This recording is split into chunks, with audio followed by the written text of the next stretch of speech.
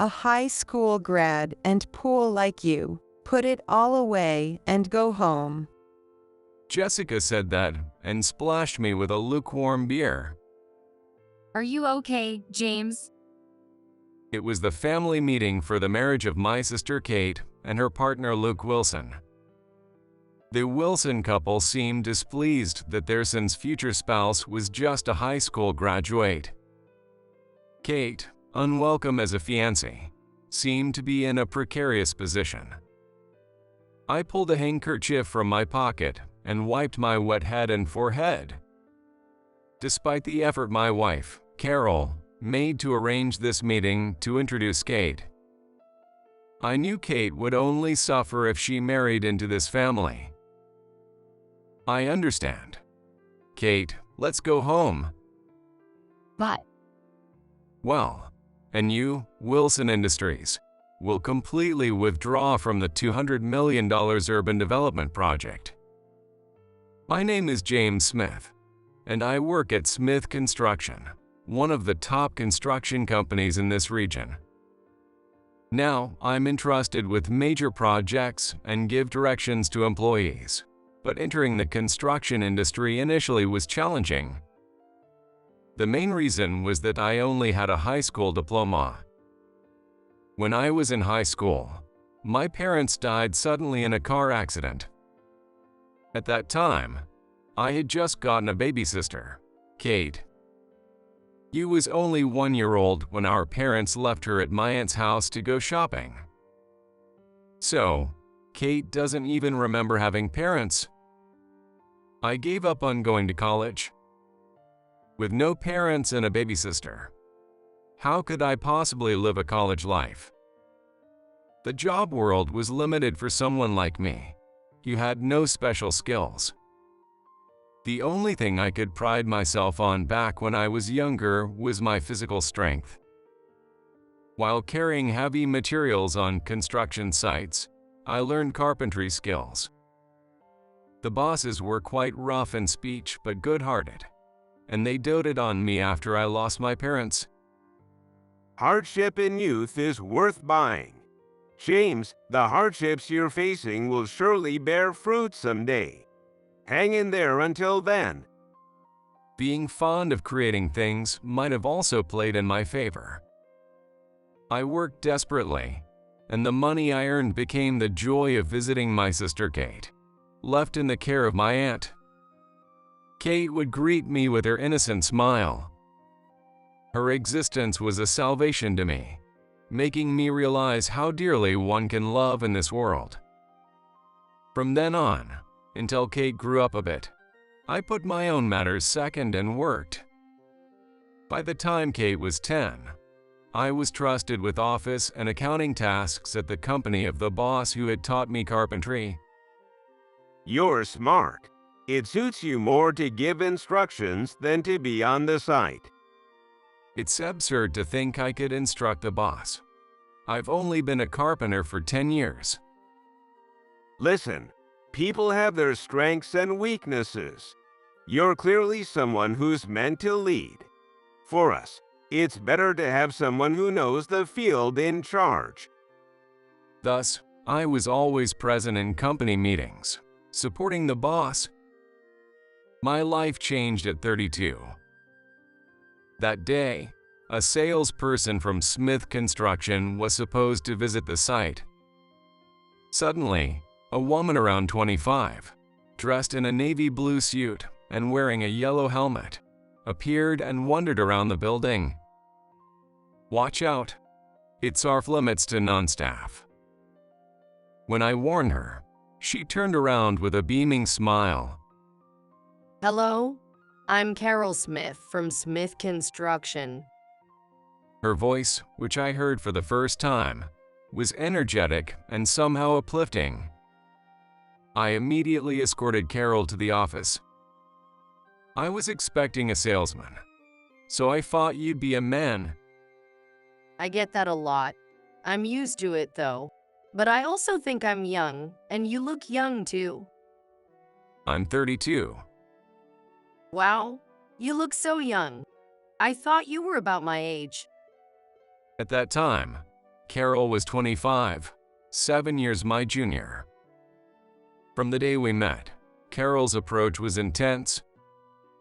But for me, he couldn't be proactive with women. Carol's assertiveness was just right, and I naturally started dating her. At home, Carol often praised me, and when we went to her parents' house for a marriage introduction, they welcomed us warmly. Thus, I married Carol and took on the Smith surname as a son-in-law. Kate was 15 then, a sensitive age, but she was thrilled to finally have a female relative close to her age.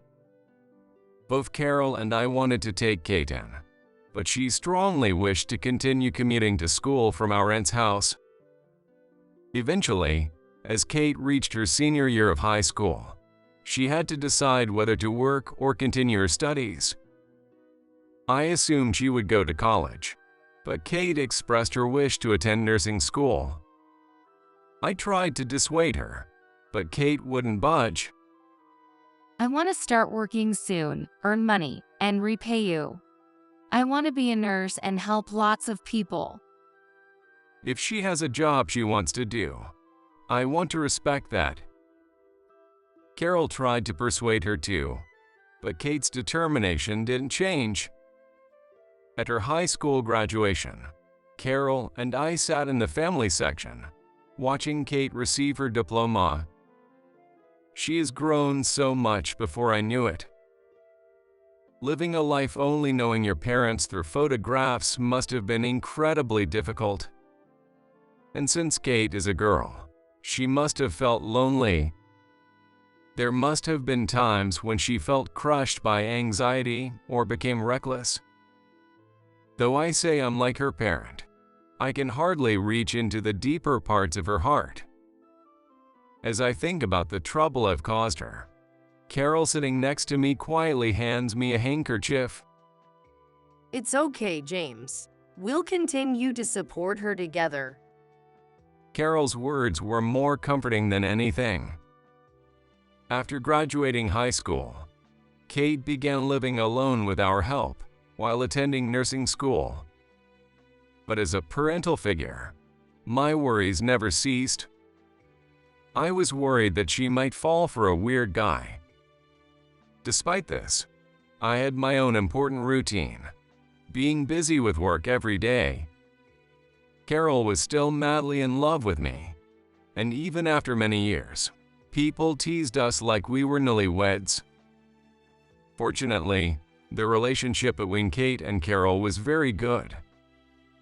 I always thought of myself as a parental figure, watching over Kate's growth. Although I still thought of her as a child, time flew by, and soon Kate would be celebrating her 30th birthday. Meanwhile, there was significant movement in my work as well. The rumored county land development project was officially announced, and many in the construction sector here were set to enter. A 10-year plan would completely transform the city. The buildings and roads we create would beautify the city. Faced with the blueprint of a modern city, we were excited. Our Smith Construction would enter with many of our subsidiaries. It's going to be busy from now on, but I'll try to prioritize our life together as much as possible. Thank you. We may not have children, but this city is like our child. We were as close as newlyweds, but we hadn't been blessed with children. Carol was now 40, and though we tried fertility treatments for a few years from when she was about 30, we weren't blessed with a new life. Now we've stopped the treatments and are focusing on how to enrich our lives as a couple. I'm happy as long as I have you, James. We don't need a direct heir. We just have to bring up a good employee. I was relieved that Carol didn't seem to feel guilty about not having children. Eventually, Kate graduated from nursing school and began working as a nurse. I really love my job. Though it's often tough, the gratitude from patients makes all the hardships worthwhile. Enjoying your job is good, but perhaps it's time to find a nice partner. That's right, Kate. Marriage is wonderful. To be with someone you love forever. Kate smiled in response to Carol's words. Carol is totally smitten with you, big brother. My ideal is a couple like you two. You got married at 32, so I'd like to do the same. Kate had always been indifferent about men, but these kinds of topics always come up unexpectedly. One evening, Kate called me. James, I'm getting married. His name is Luke Wilson. He works as an IT engineer. Carol and I were surprised and overjoyed at Kate's marriage news. Their meeting took place at the hospital. Luke was hospitalized for stomach ulcer surgery. He's an IT engineer, the same age as Kate. He reminded me of you, James. As we talked, I found out we were the same age. Luke's parents run a construction company. A construction company. That's the same field as us. What's it called? I think he said Wilson Industries. But Luke didn't want to follow the same path as his parents. I don't quite understand, but he doesn't like his parents much. It's kind of luxurious, isn't it? For Kate, who had been without parents since she could remember, even the worst parents would be better than none. Her words hinted at the difficulties of living a life without parents. Families are complicated. It would be good for you to get married and help mend their relationship as a daughter-in-law. That's right. I'll cherish my father-in-law and mother-in-law. After all, they'll be my first parents. However, things weren't going to be that simple. I sensed trouble with Luke's attitude. When he came to our house to greet us, I will absolutely make Kate happy. Carol nodded happily as she offered him a cup of tea. Thank you for coming. We'll need to arrange a proper meeting with your parents and Kate. Then Luke hesitated. No, there is no need to do that. After all, we are the ones getting married. Carol and I exchanged glances. That won't do. We need to meet formally at least once. Luke mumbled an agreement. Then Carol said, All right. I'll book a restaurant and set up a formal meeting. Let's make sure to meet properly. And so, a meeting was arranged between the two families. But on the morning of the meeting, Carol suddenly developed a fever of 104 degrees Fahrenheit. She said she'd crawl there if she had to, but I managed to persuade her otherwise, and decided that Kate and I would go alone. The place Carol had chosen was a famous upscale restaurant in the area, where I had also reported my marriage to my in-laws. The owner remembered me and greeted us with a warm smile. In the room we were led to, Luke's father, David, and his wife, Jessica, were seated, with Luke looking small beside them. Sorry for being late. I am James, Kate's brother. Kate also greeted them politely. Nice to meet you. I am Kate. I truly appreciate you coming to such an occasion today. After Luke introduced David and Jessica, we took our seats. Before the food arrived, drinks were served. Once everyone had a glass, Jessica abruptly said while looking rudely at Kate, So, you're a high school graduate and an orphan. I've never met an orphan before. You're small, but I wonder if your diet was poor as well. I was dumbstruck. That was an uncalled for remark. As I was about to retort, David added fuel to the fire. Our family has always graduated from prestigious national universities.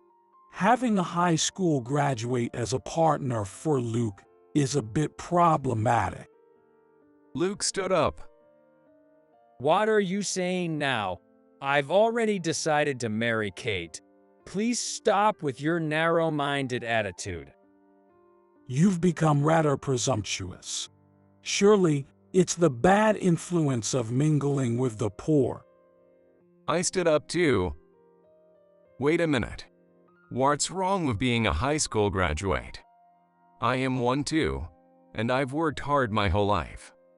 Please don't say such disrespectful things. Impertinent. Are you trying to argue with us? A high school grad and pool like you, put it all away and go home. Jessica said that and splashed me with a lukewarm beer. Are you okay, James? Kate, unwelcome as a fiancé, seemed to be in a precarious position. I pulled out a handkerchief from my pocket and wiped my wet head and forehead. All the effort Carol had made to introduce Kate, and it was ruined by David and Jessica's remarks. Trapped in the prejudice that being a high school graduate equates to being poor, Kate would only struggle if she married into such a family. Understood. Kate, let's go. But I don't want to be related to these two either. Kate, you need to think this through calmly. the one who needs to calm down is you, James. Kate doesn't understand. No matter how much the young couple loves each other, they can never be happy with such an in-laws. Indeed, as Kate said, I couldn't stay calm. So what if Kate and I are high school graduates? What's so wrong about that? I can take whatever they say about me, but I can't stand Kate being treated like a poor person. Unable to contain my anger, I stood up and looked down at David and spat out. And you, Wilson Industries, will be completely withdrawing from the $200 million urban development project. David and Jessica were stunned. Urban Development Project. How do you know about that? Oh, right. You're a construction worker. That's something even a high school graduate can do. Why should we withdraw from the urban development project? Are you gathering workers to stage a protest? That's not a bad idea, but I have the authority to pull you out of this urban development project. Your company is a subcontractor to Smith Construction, isn't it? David's face stiffened. We've been indebted to Smith Construction for a long time. What are you implying? What kind of relationship do you have with Smith Construction? Jessica's face clouded over, though she was still feisty. Wait, you're also subcontractors to Smith Construction. The name Brown isn't known in this industry. At least, there's no Brown in a leadership position. It might be time to reveal the truth. Kate's last name is Brown, but mine is different. I didn't have a chance to introduce myself today since my wife didn't come with me, but I am James Smith. My wife Carol is the only daughter of Richard Smith, the president of Smith Construction. David's mouth flapped open and closed like a fish gasping for air. Wait, you are with Smith Construction? Yes, I'm the executive managing director at Smith Construction, and I'm centrally involved in this urban development project. I have full authority delegated by my father-in-law, Richard. Jessica murmured in shock. I can't believe you're the son-in-law of Smith Construction. That's right, their only daughter is named Carol. So you're Carol's husband. I nodded firmly. That's right. I'll go back to the office on my own and formally remove Wilson Industries from our subcontractors. Let's consider this a lack of connection. Excuse us. I grabbed Kate's shoulder and tried to forcibly leave the room. However, Kate twisted away and freed herself from my grasp. Wait, I haven't said anything yet. This marriage is my issue. Kate, you don't understand anything about marriage. Marriage isn't just about the two individuals. It's about uniting families. If you marry Luke, I become his relative too. I'm sorry, but I would never want that. That's not fair, James. Think it over. Luke hasn't done anything wrong. I was somewhat dismayed that Kate was still insisting on marrying Luke at this point. Truthfully, Luke wasn't to blame for anything. But I know, even if they were able to get married, David and Jessica, as in-laws, would continue to harass Kate by calling her Pooh. I am fortunate in my marriage to Carol. I have good in-laws. But indeed, marriage is about the connection between families. As a son-in-law, I spend Thanksgiving and Christmas as part of the Smith family, but it's not without its issues. Some, like Carol's cousins, are concerned about me, a son-in-law, holding significant power. Dealing with such people is truly difficult. Luckily, Carol is deeply in love with me, and whenever a problem seems likely, she has a way of saying, If someone has a problem with my choice, they can leave Smith Construction. her father, Richard, dotes on Carol, so her word is final. Of course, I don't just take advantage of Carol's words. I work sincerely to be trusted by the younger generation. Those who know of my hardships consider me a leader who cares about my employees. In this urban development project, I must handle each issue with a broad perspective. If Wilson Industries were to be involved under Smith Construction, it would mean a 10-year commitment. I cannot work with someone who belittles me for being a high school graduate or being Pooh. Then David slid closer to me while still seated. You're right. Just as Kate said, we're not opposed to this marriage. We're just worried whether Kate can manage well because of her different upbringing. How dare you say that? I was dumbfounded. Then Jessica also slid closer to my feet like David. I'm sorry about earlier. My hand slipped. I didn't mean to spill beer on you. I looked down at Jessica quietly. Is that so? Your hand slipped, but I remember hearing words about being a high school graduate. Well, She paused. It's fine. It's not a mistake. I've risen to where I am despite being a high school graduate. Some people don't like that. But I can't become relatives with people who hold such views. Jessica screamed and suddenly grabbed a beer bottle from the table and poured it over her own head. Why would she do something so foolish, like celebrating a baseball championship? Or is she trying to say, "Forgive me, as I'm going through the same"? That's when Luke stood up. Dad, Mom, please stop. You're embarrassing yourselves. After saying such rude things, how can you flip your stance like this? You're saying things you don't mean, and James is upset. David and Jessica hung their heads dejectedly. Then Luke turned to me. James, please, I beg you to allow Kate and me to marry. I will cut ties with my parents as of today. I won't let Kate see or communicate with them again by phone or email. Please, I'm begging you. Kate rushed to Luke's side. I also ask you, please allow our marriage. 4 people were pleading with me. Suddenly, the situation seemed absurd. I burst into laughter, and Kate looked up, frowning. James, it's cruel to laugh when we're so serious. Sorry, it's just such an unbelievable scene. Then I looked at Luke on his knees. Luke, you mean what you said earlier, right? Though it's impossible to perfectly sever ties, I want you to spare Kate any distress as much as possible. And I'm sorry, but I must cut ties with Wilson Industries."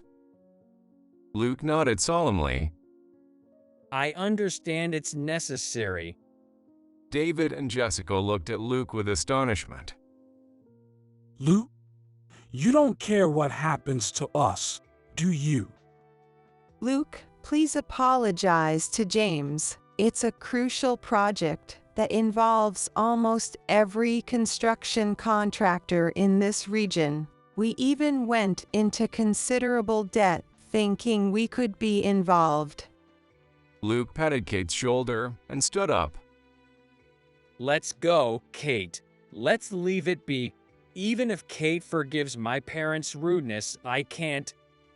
Right, let's leave now. I led the way out of the room, followed closely by Kate and Luke. Thus, I left the restaurant and took Kate and Luke home with me. Carol, still in her pajamas but looking better than in the morning, came out to greet us, and I explained everything that had happened. Congratulations on your engagement, Kate. I know there are mixed feelings about their parents, but I believe James' actions were not wrong. These things might just be resolved over time. Kate seemed resigned and nodded slightly. I'm afraid of James when he's angry. I really saw that today. I gave a wry smile, trying not to worry Kate any further. But Kate is naive. The real fear of David and Jessica is yet to come. Wilson Industries, unable to participate in the regional project, found itself in a tight spot. The construction industry in this country is already fraught with various problems. Within this state, there would have been no worry about work for 10 years. Considering themselves secure, Wilson Industries had just built their own building.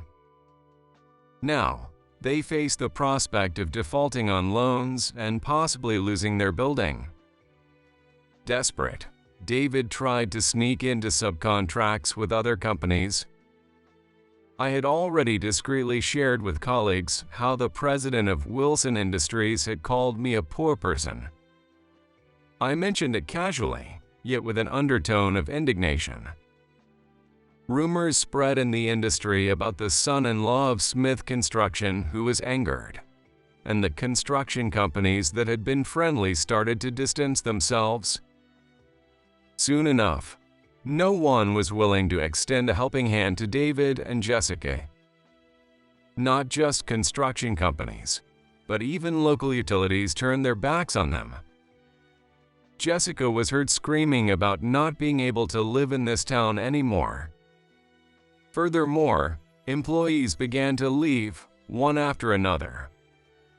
By the time the last employee left, their building had been transferred to someone else. Eventually, having lost their home, pursued by debt collectors, they left the state and disappeared without a trace. The last time there was a phone call, my mom said she felt sick whenever she saw a beer commercial. Carol said with a chuckle. That sure turned into quite the trauma for her, didn't it? And does Luke even know where his parents went? They probably don't tell me to avoid the debt collectors hearing about it. Maybe it's also their way of trying to prevent any harm from coming to me. It might take 10 or 20 years before they could return to their original family. Kate's heart was finally settling down. Someday we'll meet again if they are alive. I believe that. I don't expect forgiveness for how harshly I pressed them. But if they ever come back to this town, I feel I could help them in some way now that my anger has cooled. Kate and Luke's wedding was funded by us and held in Hawaii. We chose a destination wedding to avoid the awkwardness of having an empty family section for Luke's side at a local reception. As I walked Kate down the aisle, I struggled to hold back tears. Handing her off to Luke, I felt as if a weight had been lifted off my shoulders. But strangely, I had grown to appreciate that weight. Carol tapped my shoulder gently. You really need to get over your sister complex. I scratched my head, embarrassed, unable to think of a comeback. With a relaxed vibe of Hawaii, I pulled Carol close and hugged her. From now on, I'd leave Kate in Luke's capable hands and focus on enriching the days ahead with Carol. I couldn't be more grateful to Luke for choosing Kate and for accepting such a difficult brother-in-law. Looking up at the blue Hawaiian sky, I prayed for their happiness